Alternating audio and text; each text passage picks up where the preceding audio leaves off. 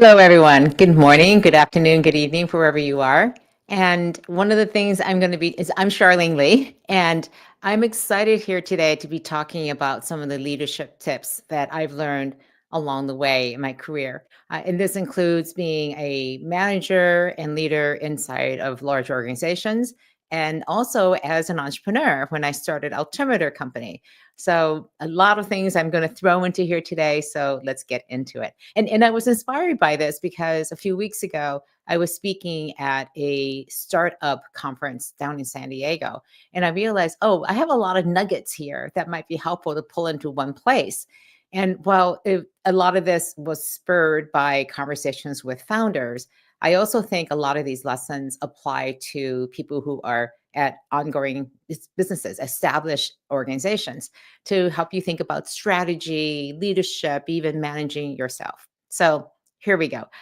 So first of all, thank you, Jay, for putting up the links, and I'll just share one of them right now. Oh, by the way, please share where you're coming from and share some of your favorite leadership practices or tips that you may have that you think other people have. Again, I talk to leaders like, so what are the things that you do that are little tricks and tips that could be helpful for other people? So it may be very obvious to you, but please share that wisdom with all of us. We would all benefit from that. All right, so I have some slides here I want to show today. All right, here we go. This is all those hard-won lessons that I've learned along the way. And so and here's a quick list that I'm going to go through very quickly in the next 30 minutes or so. So if you have questions along the way, by all means, please put them into the chat. Tend to be able to see most of the comments. So by all means, please put them in there. All right, let's go to the first one, and that is to pursue a blue ocean strategy. And the reason I start with this is that when I started Altimeter, I was coming out of a decade of having been at Forrester Research. Loved my experience there, and I had pretty much run out of the things that I wanted to do. I had just published my first book, Groundswell, in 2008, and I just going back to the same position I was in as an analyst just wasn't the thing I wanted to do. So I looked around and said, I think I want to go out and hang out my own shingle and start my own analyst firm. But the reality is, there were a ton of other very, very good firms out there. There were Gartner, of course, Forrester, people like IDC, a ton of other companies. And how was I going to compete against all of those people? So this one book was highly influential to me, called The Blue Ocean Strategy. And the Blue Ocean Strategy was one book that said one thing: everyone else is fishing in the same ocean, and it's just full of blood and chum, and it's just lots of activity. Instead, you want to go for the blue ocean where there's nobody else around. And so the blue ocean strategy I set out was to say, as an analyst firm, everybody else was charging for the research. You'd have to pay upwards of like $20,000, $30,000 per person to get access to that research. And I had just written a book on how to use social media. So I thought, well, what if we did something completely different? What if we gave away the research for free and then made it up from repeatable consulting projects we could do based on that research? And it's hard to compete against free. And so this is a blue ocean that we could go into with a firm with just 4 analysts and compete against the top firms because we're so differentiated. So when I talk to organizations, when I talk to leaders, I often say, "No, no, what is the thing that you're going after? What is the problem you're trying to serve and to solve? But more importantly, what's your blue ocean strategy? Where are you going where no one else is?" And I'll talk more about some of that uniqueness that comes out of your organization and strategy, but also out of you as a leader. So I think one of the things that I find so helpful around having a blue ocean strategy is, instead of going after what everyone else is going after, where everyone could be going off a cliff for all you know, what is a different way of thinking about things? And if I look at the way that DeepSeek developed its model to compete against people like OpenAI and Anthropic and all the big guys who are just throwing just muscle at a problem, they use a distillation strategy to be able to create a really powerful model for a fraction of the cost, supposedly. So again, a different way of thinking, is represented by the Blue Ocean Strategy. I'll go and do one other quick one, and then I have a couple of people who have put in some great leadership practices. So please put them in there, and I'll look at them in just a second. The other thing is when you're planning your strategy, you want to be thinking about more than just a 12-year cycle. Of course, you're thinking long term, but when I'm putting together my execution plans, I'm thinking 18 months out. And this is really tough for many leaders because, like, I can't even think a quarter out, let alone 18 months. And so, for those of you who have heard me talk about the 6 quarter walk, this 18 months has been a consistent thing I've done throughout my career for myself and for my organizations. Where do we want to be 18 months from now? What are the steps we have to take today to get to that point and lay them out in some sort of sequential order?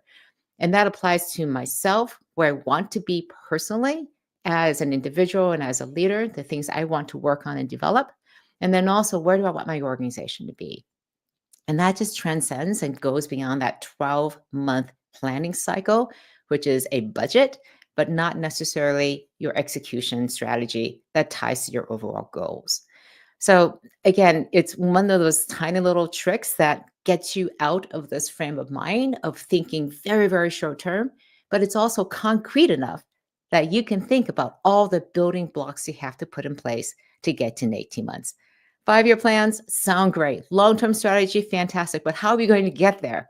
So the 18 months is a key thing to do. All right, let's go and take a look at some of these comments. Jay has this to share, one of my favorite quotes from one of my bosses. Don't worry about making mistakes. Remember, they won't chop off your fingers. I love that. What's the worst that could happen? Right? What's really the worst that could happen? So I love that. Let's see. Yeah, for Jay, cause the startup that he did was the Blue Ocean for him. So thank you, Jay, for sharing that. And Lynn has this to share. Always be thinking, who else could benefit from this information, organizational learning? So making sure you're thinking about, like, I have this content, this idea, this insight. Who else could be benefiting from it? Great advice, Lynn. Thank you so much for sharing that. That's truly leadership in action, where you're saying, okay, not only am I learning, but who else could benefit from this learning too as well. All right, let me go on to the third tip because I'm watching the time here. The third tip is to have standing meetings. This is very tactical. And this is not stand-up meetings. Again, stand-up meetings have come from the agile development process where you have a little meeting at the beginning of the day, really super quick. It could be in person, it could be on Slack or Teams, where you're just checking with everyone and say, okay, what are you working on? What are you working on? So everybody knows what everyone else is doing, and then you're off. And these things take 5 minutes. So those are great. What I'm talking about is to have standing meetings and not like regular meetings every week, but literally you stand up. And so when I needed to talk to somebody, I would say, hey, can I talk to you for a few minutes? And you would just literally stand up and just talk about what it was. Or we'd go into a conference room if it was a little bit more confidential. It was a great way to give feedback. It was really quick. It was impromptu. Didn't have to get on somebody's calendar. People knew that the conversation would just take a few minutes. But instead of sending an email, instead of having to schedule time where things could be misunderstood or delayed, it was quick, it was fast, and it was very effective. And one of my tricks to doing this, I had an office for many, many years. It was actually a fishbowl. This is when I was at the newspapers, and everybody could see anything that was happening inside of my office. And I had no chairs in the office. There was only my desk chair. So when somebody would come inside my door, it was always open. I would stand up and meet them. Like, okay, yeah, you're coming in here. How can I support you? And we'd have a standing meeting right there and then. There was no chair for them to sit down and get comfortable in. We went to a conference room if you needed to talk about something confidential. Later on, again, in an open workspace, we would not sit down at the chairs and get comfortable. And by standing, you're much more active and you're internalizing and putting into your body the things that you're hearing and also the things that you're saying. And we know that when we can have auditory and visual and kinetic experiences, we remember them and feel them much better. So have standing, literally standing meetings, stand up meetings where you're standing and having a quick conversation with people rather than waiting for a time and a phone and getting comfortable. It's quick, it's fast, and it's highly, highly effective. So Sheena was asking, how might folks handle standing meetings, remote offices? Great question, Sheena. And one of the things that I do now even is I'll just chat and say, hey, can I get on the phone with you? And then I'll literally say, let's stand up and do this, or I'm standing, or we will sometimes just like if I have to, we'll go on a walk together in our own places and have conversations that way. It was a little bit deeper. Uh, and so face to face Zoom meetings might be a good way to do that. But literally, I'll just get on a call, I'll get onto a quick Zoom. I'll use the tools inside of Teams and Slack to just initiate the call. It's like, hey, let's just talk this through really quickly. Are you free? Let's do that. So again, there are ways to do this in the way that fits the way that your organization works. But I think you want to break out of this sort of static way of having to schedule time to get to somebody to have a quick conversation, to just check in on something really quick. All right. Lynn has this to share. Let me put this up. Kinetic experience is a key to breaking the ice. Absolutely. Breaking through the BS. Standing meetings are a great idea. Thanks. Yes. I love the point, Lynn, that you make about breaking through the BS. Um, it's when you are, again, really thinking, feeling, especially feeling what you have to say, it gives you a chance to actually process it. That's why I love walking meetings, walk and talks. If I'm doing developmental meetings or giving feedback or something, it's oftentimes easier, like when you're driving, to not be looking at each other walking or just on the phone and talking that way rather than being stuck in a static environment like in a Zoom meeting or something. All right, let's go back to the slides and go on to the next one. Uh, this is an interesting one. This is about talking about the last day of work on the first day of work. And this is something I started developing in the last few years of Altimeter. One of the things I really stressed was having integrity in the workplace. It was one of our key values. And one of the things that I really hated was like we would in all of my workplaces was that we would dance around the fact that you were leaving at some point.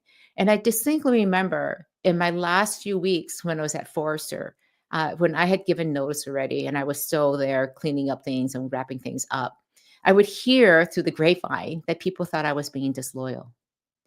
And that just really hurt because I had put all of my being, I had been there for almost 10 years.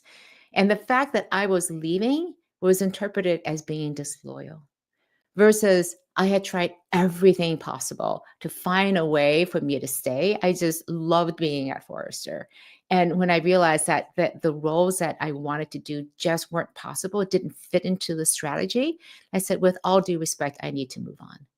And the thing I realized is that as a very small company at Altimeter, we would hire these amazing people and they would come in and we would have aligned purpose.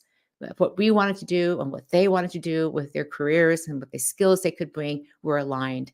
But I also knew that at some point they would grow and most likely it would grow in a direction that we couldn't support them. And so on the first day of work, literally doing the interview process, I would say, I want to be honest. I'm really excited about you coming here. I also want to be really honest. We may not be able to support you for the rest of your career. But again, it's very rare that somebody's going to join a company and be at that company for the rest of their lives. So let's talk about what you want to do next. Let's always understand what you have in development, where you want to grow. And when we realize, either one of us realize that this is not the direction, that we can't do that, you can't do this anymore at Altimeter, that we will find a next place for you. I will open up my Rolodex. I will help you find the next place where you want to be. And so the last day of work should look like this. It should be a huge celebration, being everyone's excited for the place you're going to go to because it's going to be such a great fit that we know and are excited and are absolutely 100% behind your success as a person. And while our paths were aligned for a while, they also diverge. And the thing I love about this is that there's tremendous integrity. So, when somebody's not quite fitting in, they're kind of going off and having lunches during the week. They're again, not available for certain amounts of time, things are blocked off in their calendar, you kind of know and suspect they're looking for another job. And instead of going around people's backs and just being kind of, not feeling great about this because you don't want to disclose, let's bring it onto the open. Let's make all the opportunities available, because the one thing that will always be there is this work relationship. It will be on your resume, it'll be on your LinkedIn. So I want to make sure that that relationship is solid from the very first day that we choose to work together. And the result of when you do that is a tremendous amount of loyalty and trust in people. And what I love about this is that many of the people I worked with at Altimeter, I still stay very much in touch with. I see them at events or we meet up, and it is a fantastic reunion. So even when the circumstances weren't the best, when they had to leave, again, there is that integrity in that relationship that exists. And that just feels good to me, but it also feels really good to know that to the best ability that we had as an organization, we supported people on their development paths to be able to reach their full potential. So that's a very unique tip, and it's something I don't see us practicing, because it is this unspoken belief that you just don't talk about the fact that someday you will leave. And the reality is almost everybody does. So I think we'd just be better off as leaders to have that honest conversation with people and be able to manage people and the expectations around how we will be in relationship with each other from the very beginning. All right. The next one is something I'm very passionate about, which is creating a culture of feedback. So I don't know how many of you are good at this, but how many of you are really, really good at at feedback? And so giving good feedback, receiving good feedback, and a lot of people, what the reality is that we're terrible at it. We do everything possible not to do that. And I've talked about this, how it is one of the most important things to do, to be again, people in workplaces just expect our leaders to be honest and to be fair. And if we can't give good feedback, then we are not doing our best to be fair. Now, at Altimeter, one of the things I realized is I hired these amazing people, super amazing people, very talented, and they were super nice. And people would say to me, like, but things would go wrong and people would disagree. And then somebody would say, so and so is doing something. I really don't like it. Can you say something to them? And then somebody else would say something to me, like, I'm not happy about the situation. Can you do something about it? And so and so is doing something that's not great. And I got really sick and tired of this. And I just realized we need to have more direct communications with each other. And then I had another person who was just like, I'm just super direct. I'm just going to tell you as it is. And he was like a bull in a china shop. He would just barrel through and tell people what was on his mind and get it off his chest. And people would just be left like, oh, what just happened? I don't know what to do with this. So he was being very direct and giving lots of feedback, but it wasn't effective. People couldn't hear it. So one of the things we did was to we got a trainer from the Center for Creative Leadership. And we learned this process called situation, behavior, and impact. It's a very specific way of giving feedback. And in the beginning, we just started giving positive feedback. Like, hey, when you walked into that room, when you started the conversation with a joke, it put everybody at ease. That was great. And then we moved on to constructive feedback. When you walked into the room and you just began with something like hard points, people didn't have a time to adjust and prepare themselves for the message you were developing for them. And so having that kind of feedback is extremely helpful, but we needed that structure to create a zone of safety. And so literally we were trained to say to each other, hey, is this a good time to give you an SBI? And we would use that name. I would love to give you an SBI. And you could say, yeah. And then you get into the frame of mind, or you could say, like, I'm in the middle of something. Can we do this later? And what allowed was for us to be able to give that honest feedback, to create this culture of feedback, and most importantly, to receive it as the gift that it is. And so I feel that, again, this is the thing I tell founders from the very beginning. How do you and your co-founders give feedback to each other? How do you agree to disagree? How are you going to resolve conflicts? How are you going to have these honest conversations? And even How are you going to have your last day, even to know that this is the last day that we're going to work together and be able to walk away? Because oftentimes when you're starting a company, you're oftentimes just so excited about the possibilities. I'm always amazed by the eternal optimism of entrepreneurs that you don't think about the things that could happen. Like it doesn't work out. And most startups don't work out. So, are you preparing yourself in that relationship to give that feedback, to have those tough conversations that will move you forward? And this can be applied in so many different ways. So I just want to put up there here the link to SBI, to Center for Creative Leadership, and I'll put it into the comments too as well. So that's feedback. I now want to talk about something else, which is the whole thing about working the third shift. And what I mean by that is oftentimes we work the first, this is advice I got even before I was married. So very early in my career. And so the first shift is when you go to work. The second shift is when you come home, and especially if you're a working parent where you're taking care of elderly parents yourself, or you're smashed between those two. The second shift is when you're doing all the things for your family, for your community, all those things that you're putting out for yourself. And the third shift is when you feel guilty about not having done enough in the first shift and the second shift. And what I was told, and I practice it to this day, do not work the third shift. Do not spend any energy thinking about the things that you are not doing. It is just not helpful. It is wasted energy. So whenever I start getting anxious about thinking about things, I just remember to myself, I'm working the third shift here. Don't work the third shift. And instead, put my energies into looking at, have I done the best that I could? Have I done everything that I could possibly do? And then feel comfortable. I can't do anything more than the best. I can't do anything more than my most. So I need to feel good about that.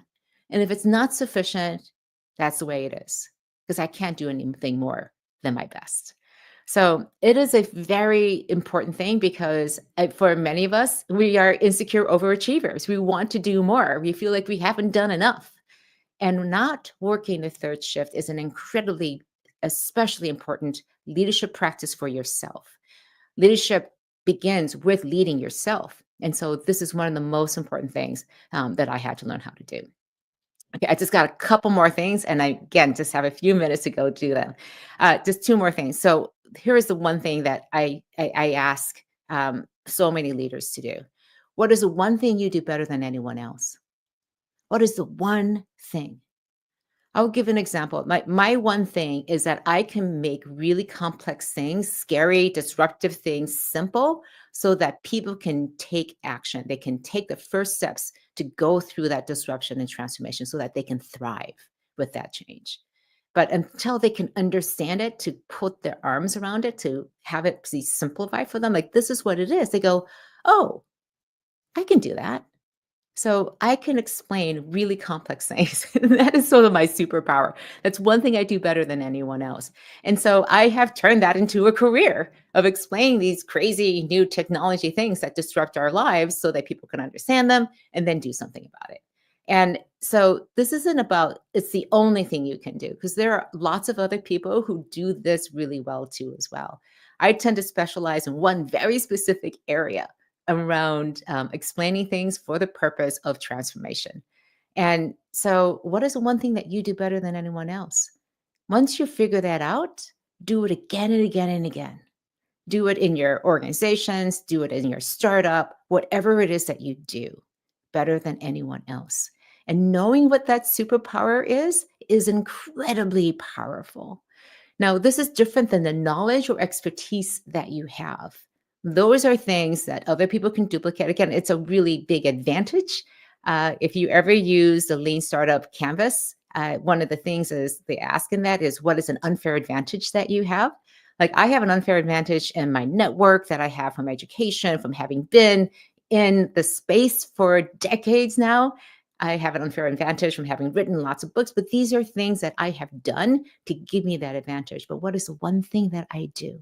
The one skill, one perspective, one thing that I do that I bring to everything that I do better than anyone else. And I just exploit that one thing over and over and over again. So know thyself in this way is a really important thing. All right. The last thing I want to talk about today is something I'll go into more next week because I think it is so important. And again, if you have any comments, I see some comments here. If there are any other questions that you have, put them into the chat. I have a little bit of time, I think, at the end. So knowing your strengths, this is from the Clifton Strength Finders. And I love strengths, thinking about strengths. And the reason why this is so powerful, and you can see them here it's from Gallup that they developed this. I'll put it into the comments too as well, so you have it there. The strengths are incredibly powerful. There are these 34 strengths that go into 4 categories. And what's so helpful is when you know your strengths, it becomes this amazing tool because you want to use your strengths as much as you can. It starts from having a particular talent for something, and then you're applying it to work and you're developing that talent over and over again to become a strength. It's like this muscle that you can work, and it just does a lot of your heavy lifting. And so oftentimes when I see development cycles happening, we're focusing on like, you're good at these things, your strengths, and we're also focusing on weaknesses. You got to shore up your weaknesses. With the idea of strengths, you're saying, yeah, you have these weaknesses, know what they are, but focus on your strengths to compensate for the weaknesses. Don't try to make your weaknesses stronger. Instead, run and lean into your strengths. And the reason why I think this is so powerful is that if you understand the strengths of your teams, you're going to leverage your teams much more effectively. So when you're putting together a project, you can say, what are the problems this project has? What are the ways we need to have different skills inside of that team to be able to make sure that this is the highest functioning team possible? So I just want to go and show you as an example. These are my strengths. They are maximizer and activator inside of influencing. But I also have very strategic thinking of ideation, input, and strategic. So these are my top 5 strengths. Notice what I do not have strengths in: relationship building and executing. And for the people who've worked with me, they can attest to the fact that I'm okay at these things, but I'm not great at them. And so when I'm working when I was hiring my COO, my second in command at Altimeter, I looked for somebody who could really fill in this gap, especially on executing, and also was really good at building the team and that connective tissue that I treasure it and I love to have it, but I'm not a good day-to-day relationship builder. So I'm just in my head thinking about strategy. I'm thinking about the influence part. Those are the 2 things that I run towards. And so the reality here is that it is so important to be thinking about what your strengths are, thinking about how you build up your team. And I'll just give one other quick example of this. I remember working with somebody, was hiring them, and one of the person was saying, like, I would love to work with you, Charlene, but you're an activator. You're like a maximizer. You're like thinking so fast on your feet that, and I'm not, I'm a deliberator. And so he said, if we're going to work together, you have to understand that this is my strength. And if you come to me asking for an immediate reaction because you're an activator, you're not going to be able to leverage the strength. And so I recognized this right from the very beginning.